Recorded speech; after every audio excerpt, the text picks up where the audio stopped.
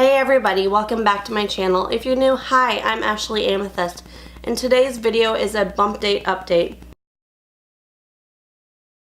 If you like these kind of videos, please hit the thumbs up sign, and if you're not already subscribed, please subscribe to my channel. Currently, I am 25 weeks and 5 days, and I'm going to be talking about week, I think 20/21 to week, well, till now.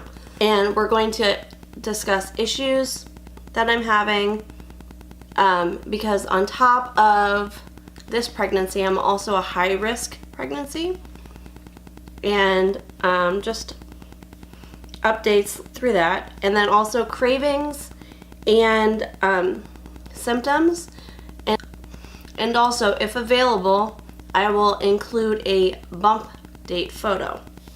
So let's start with week 21. I was having a bit of issues with my body changing, and I think a lot of women go through this.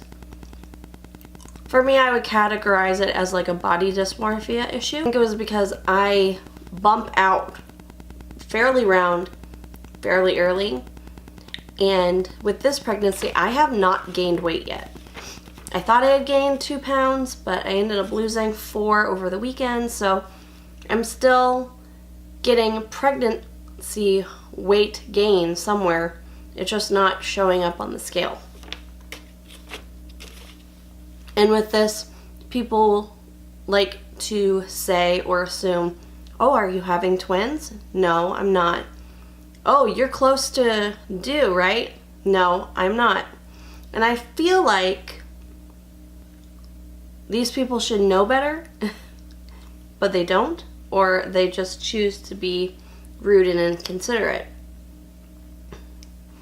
So I was dealing with just feeling kind of like that, what kind of monkey is that? Is it a chimpanzee or a gorilla? I don't know. I'm going to insert the photo. You all know what I'm talking about if you're pregnant. That meme that says, I'm waiting for the glow. That one. So that's what I was dealing with week 21. But then I had to remember that my body is changing because I'm growing a life, and that's more important than feeling insecure about my body, because my body is doing something beautiful and something that some women don't ever get to do, so I shouldn't take it for granted. Symptoms in week 21, 20, very achy hips, not really sciatic pain, but just my hips felt heavy. And then also I was having a lot of breakouts through my chin, and I'm still having some breakouts down here. I was craving churros from Disney, a hibachi steak from Disney, and we actually have a photo from Epcot. I'll insert here. It's a bump photo, and we were at Epcot, and I was like, I want hibachi steak right now. So we went to Teppan Edo, which is my favorite restaurant, and I just get what I want when I'm pregnant. My husband has gotten everything I wanted for the most part. Then another craving I was having are the cuties, those little tangerines. I think they're like this big. And I was eating a lot of them. And then in week 22, I continued having morning sickness, and I was feeling sluggish, and I thought, you know, something's not right. I also had my high-risk appointment that week, and we found out my hemoglobin is a little on the low side. And an issue I'm having with that is that when I take my prenatal or I take my iron, I immediately bring it back up. And we don't exactly know why, but I'm trying to keep them down as much as possible. But in the meantime, I've been just eating really nutritious meals. It was Valentine's Day week, and I had a lot of chocolate, which I think is okay because it's Valentine's Day. So, following Valentine's Day was my 1-hour glucose test. And guess what happened? I failed. And I put all this pressure on the fact that I ate like crap the week before. And, but I only failed by, no, I failed pretty largely with that one. I didn't take into consideration that that week prior I was also vomiting a lot and that I could be dehydrated. And when you're either dehydrated or you're stressed, your blood sugar rises. Also, that weekend was my son's, I have an 8-year-old son, if you don't follow me or if this is a new video. So he had an art event at his school, and we were walking around and I had to go to the bathroom, and I was having issues going to the bathroom, but I felt like I had to go. And when I wiped one time, I saw blood, and I got scared. It was the end of the evening when this happened, and I was just very anxious. I didn't know what was going on. And so we ended up in the emergency department at the Women's Center, and they hooked me up, and we got KJ buckled down inside, and we could hear his heartbeat, and we could hear him kicking all around. And I had my cerclage, or my cervix, checked to see if my cerclage was holding, and everything was fine there. And so it was just kind of like a fluke thing that happened because they couldn't figure out where the bleeding was coming from, and it stopped after that. Thank you, Jesus. Also in week 23, I think that's 23. We're talking about 23, right? Daddy finally got a big old kick. Now, KJ has been kicking very frequently and very intensely for mommy and also for brother JB, but not so much for daddy. And he finally felt his big kick, and that really helped him out. I also had been having nesting symptoms that week that really started, and I took it upon myself to clear out and clean my son's entire room just by myself for 3.5 hours. And my husband came home and he was like, "What are you doing? You're supposed to be resting." But that didn't stop me. I made sure that I cleaned that whole room.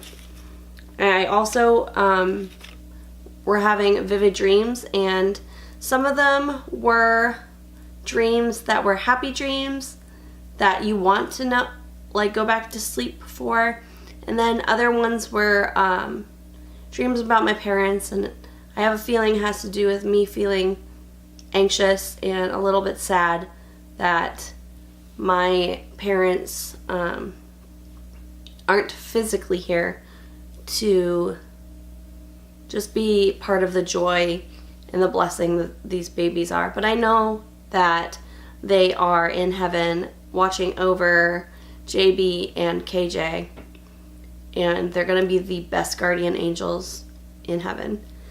So last week was week 24, and that's a really exciting week. For those that don't know anything about pregnancy, or for those that are first-time moms that just don't know, week 24 is your viability week. It means that if anything happens and you should go into labor, that they will do everything possible, and they should do everything possible to make sure that your baby is born alive. Also ended up having my glucose test, the 3-hour one. I ended up having my 3-hour glucose test also in week 24, in which I failed. My starting was like 87, I think. And then my first hour was like 220, which is very high. My second hour was 153. And then my third hour was very low, and I ended up having a hypoglycemic drop with all of the symptoms that you get from hypoglycemia. So my doctor put me on the glucose, testing your blood sugar every day. And since then, I've adjusted my diet to exclude certain foods and to exclude certain drinks, and to push more water. And since then, I have not had a blood sugar reading above 115. And I went to, because I failed my glucose test, I went to a glucose or a diabetes, I went to a gestational diabetes class. And I learned I didn't fail it, my numbers were just high. And that it doesn't matter how you eat beforehand, it matters on the placenta inside your body. Sometimes it works out that you don't have gestational diabetes, sometimes it doesn't. And so I took the class, and I got really emotional over food. And the only problem was with the meal plan they gave me, I felt like I was starving myself, and since I am a survivor of eating disorders, I didn't think this was the safest route for me to take. So I talked with my doctor the following weekend, and we talked about keeping the same amount of protein I was having in the morning, just cutting my carb count down, which has been a little bit hard for me to do, but I'm working on it. And then, oh, hello elephant in the room. So my previous video, if you saw it, you knew my hair was a different color. I finally got rid of the blue-green mint hair that has been lingering around for months. Thank you, Jesus. This is my natural hair color for the most part. It's a little lighter on the ends, but whatever. For symptoms, I had a lot more hormonal outbursts, as well as morning sickness, which is just common with this territory for me. I have not gained any weight. And cravings. What did I crave last week? I don't know if I know I did crave.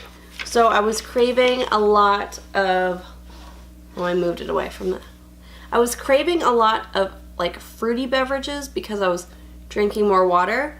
And so I tried that new sparkling water called Bubbly, and I have the peach one, and it's super tasty, and it cuts your craving perfectly so that you can still enjoy something that tastes good, but that you don't get the extra sugar amounts from, which was exciting for me because I love LaCroix, but I don't think they make a peach LaCroix. Tell me in the comments if you know that, if they do or not. I'm going to update you for week 25. Sorry, I have a week 25. I went to church at the end of week 24. And I went to prayer team, and I was given the word breakthrough, and I couldn't exactly place why that word was given to me, but I held onto it and I prayed about it, and I decided to join a pregnancy group. And so on Thursday, I met up with them for the first time. Hi guys! And that's also why I've been looking at my phone. There's a very lengthy chat going on my phone right now. And I'm not going to divulge into personal things, but I believe that that was my breakthrough, because there was a girl that I connected with that her circumstances now are the circumstances I had when I had my son. And I think that God wanted me and pushed me in that direction so that I could be there for somebody to help them go through a time that's super difficult when you're having a joyous time. And also, just having a group of girlfriends that are pregnant at the same time as you, that live close. I am lucky that my niece is pregnant and my cousin's pregnant, but my cousin lives 2 hours away, and my niece lives 2 hours away by plane, and I can't fly. So it's been really hard to not sound like I'm complaining all the time on the phone. And it's just been, excuse me, burps. Pregnancy symptom. It's just been really difficult in that retrospect. So I'm just really happy for the women that were put in my life in the last week. And I'm really excited for just new friendships and new relationships to be built, especially since they will be built centered around Christ, which is the best kind of relationships you could have. And also, my symptoms for week 25 has been gas, lots of it, from either end. So sorry, TMI. Also, just nesting and wanting to get everything done and everything sold and things put into the right places. And I've also been dealing with some personal issues. For those that don't know, I lost my mom in May of last year. Did that my dad had been gone and that he was missing moments like this. But to be pregnant and not have your mom, who had raised 2 boys, and I have so many questions that I just felt like I don't have anybody to talk to about. And then on top of that, also my Aunt Lori, she was a mom of 2 boys, and they're both gone, and it just felt really lonely. And sometimes it's really, really hard to live far away from family. My married-in family, I have some family that live in Florida, but they live far away from us. Some family on my husband's side, they live in Ohio. And we're in Florida, so Florida's down here, Ohio's over here. And then with my family, they're sporadic. So we've got family in North Carolina, Tennessee, New York, Boston, and Iowa, and the Philippines. So everybody's kind of spread out. And I've been really relying on friendships forming, and I'm grateful for the friendships I have, because otherwise I would be in a very, very depressed state right now. This is a bump date. I guess that's an update on how I'm feeling. I'm going to insert a picture of my bump from this morning, and also I have a video of my bump from last week that I'll insert for week 24. Is that a bird or a frog?